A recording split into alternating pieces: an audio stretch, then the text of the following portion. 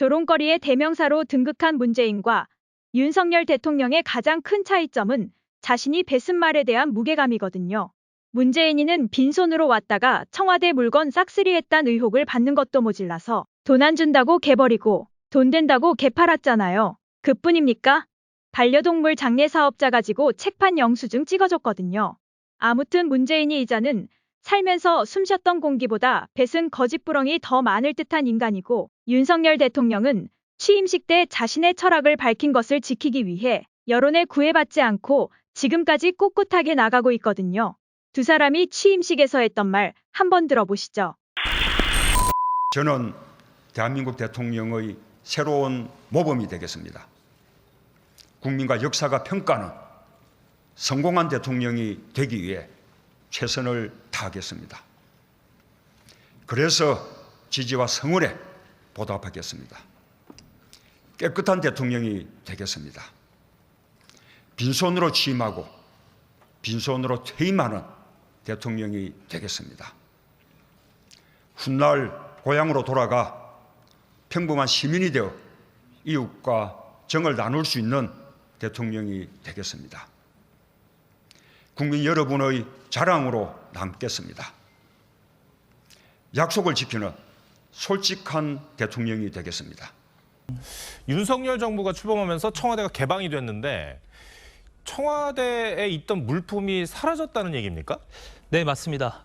먼저 언론에 공개된 청와대 관저 내부 영상을 한번 보시죠. 네. 거실에는 낡은 소파가 덩그러니 놓여 있고 주방에는 작은 텔레비전과 긴 탁자가 있습니다. 그런데 이 침대나 냉장고, 접시같이 이 생활에 꼭 필요한 물품들은 전혀 보이지 않습니다. 당초 대통령실은 이 시민들이 관저 안에 직접 들어가서 이 대통령 부부의 생활상을 느낄 수 있게 모두 공개하려고 했지만 침대나 이 집기류를 포함한 물건들이 남아있지 않아 결국 관저를 개방하지 못했습니다.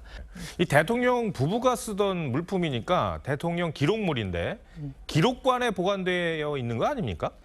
당시 대통령실도 이 관저 내에 쓰던 이 물품과 집기들이 이 기록관으로 이관됐는지 확인했는데 네. 넘어간 것은 그때 없었던 것으로 전해집니다. 관련법에 따르면 관저 물품이 모두 대통령 기록물로 지정이 되고 이 기록관으로 이관된다는 그런 규정은 없습니다. 예. 다만 대통령 직무 수행과 관련된 기록물이나 물품, 그리고 대통령으로서 선물 받은 것 정도만 이 대통령 기록물로 지정이 됩니다.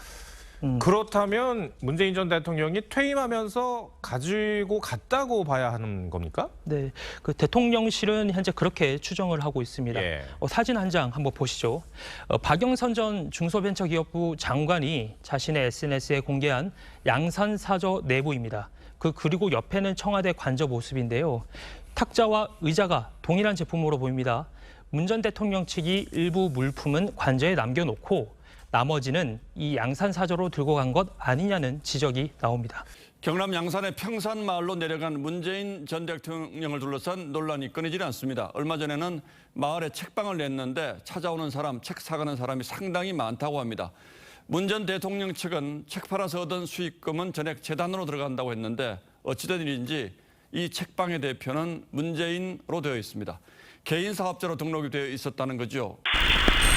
이제 1년간의 몸풀기를 끝내고 김대중 시대 때부터 공직사회에 심어둔 국가전복 세력들을 엄단하기 위해 칼을 뽑았어요.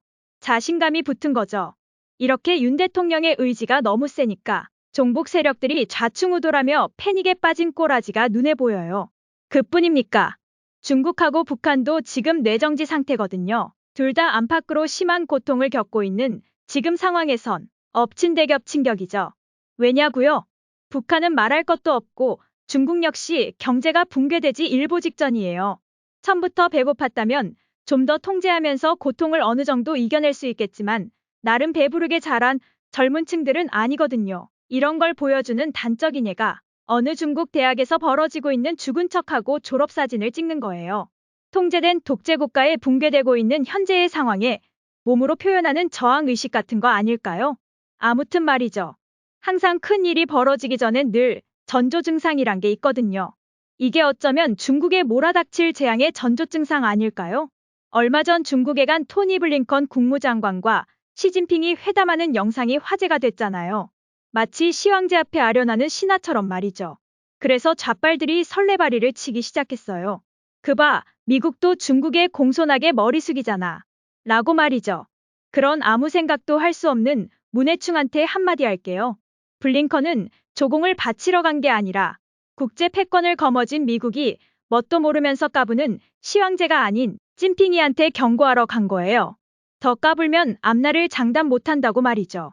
미국의 계기다. 나름 잘 나가던 나라가 쪽난 거 못 봤어요? 그건 말이죠. 국제사회에서 2등의 지위는 1등이 정해준다는 룰을 깜빡한 거예요. 소련이 계기다 해체됐죠.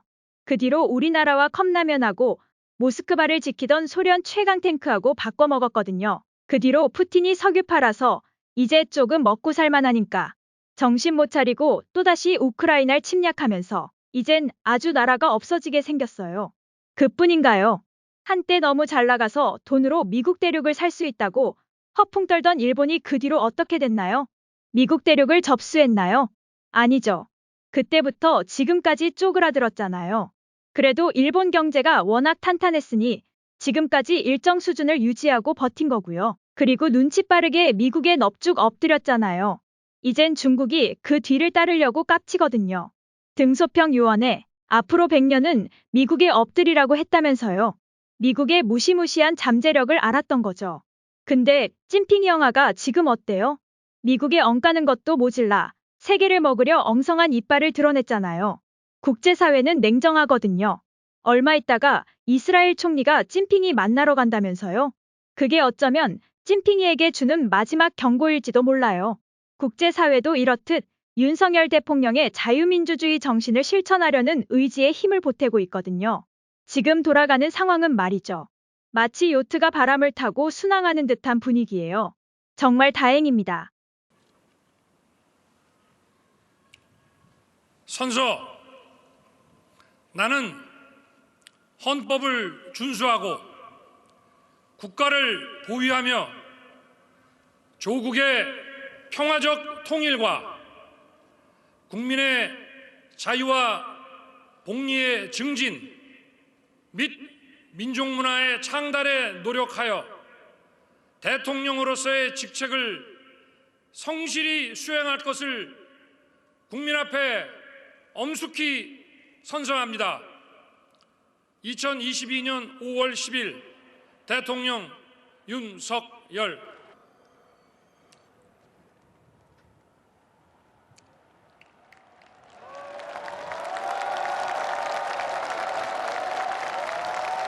감사합니다.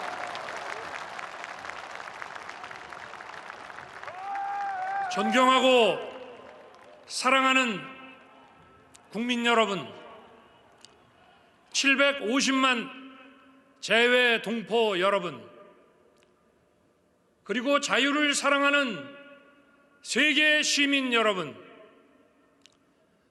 저는 이 나라를 자유민주주의와 시장경제 체제를 기반으로 국민이 진정한 주인인 나라로 재건하고 국제사회에서 책임과 역할을 다하는 나라로 만들어야 하는 시대적 소명을 갖고 오늘 이 자리에 섰습니다.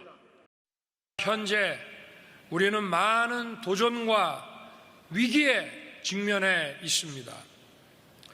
조직적으로, 지속적으로 허위 선동과 조작, 그리고 가짜 뉴스와 괴담으로 자유 대한민국을 흔들고 위협하며 국가 정체성을 부정하는 세력들이 너무나 많이 있습니다.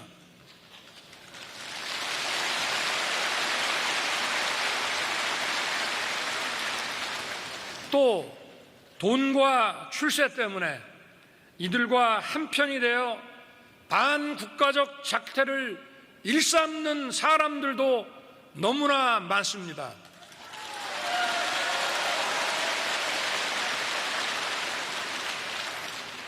자유 대한민국에 대한 확고한 신념과 뜨거운 사랑을 가진 여러분께서 이 나라를 지켜내야 합니다.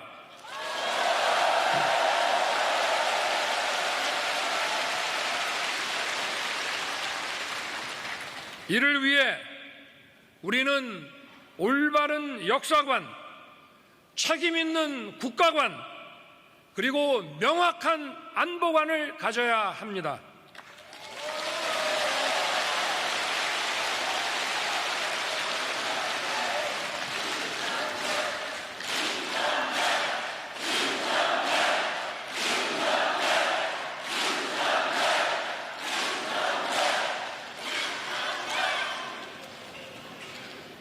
왜곡된 역사의식, 무책임한 국가관을 가진 반국가 세력들은 핵 무장을 고도화하는 북한 공산 집단에 대하여 유엔 안보리 제재를 풀어달라고 읍소하고 유엔사를 해체하는 종전선언을 노래 부르고 다녔습니다.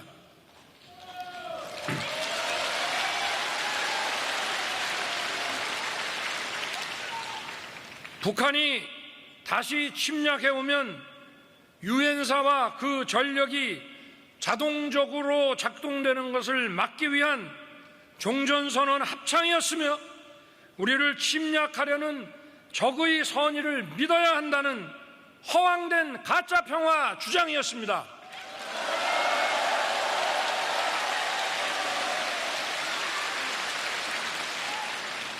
자유 대한민국의 국가 안보가 치명적으로 흔들린 상황이었습니다. 저는 대통령 취임 이후 북핵 위협과 도발을 억제하기 위해 한미 동맹을 강화하고 한미 동맹을 핵 기반으로 격상시켰습니다.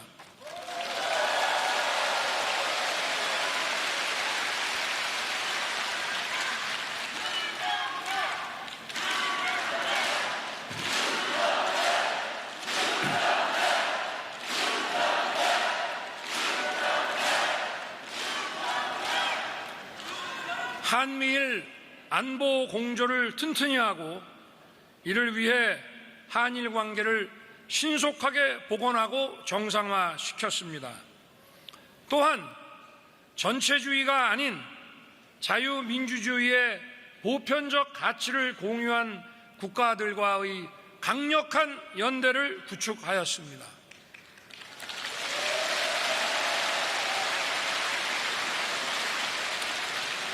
북한만 쳐다보고 중국으로부터 무시당한 우리의 외교는 국제 규범을 존중하는 5대양 6대주의 모든 국가들과 긴밀히 협력하는 글로벌 중추 외교로 발돋움했습니다.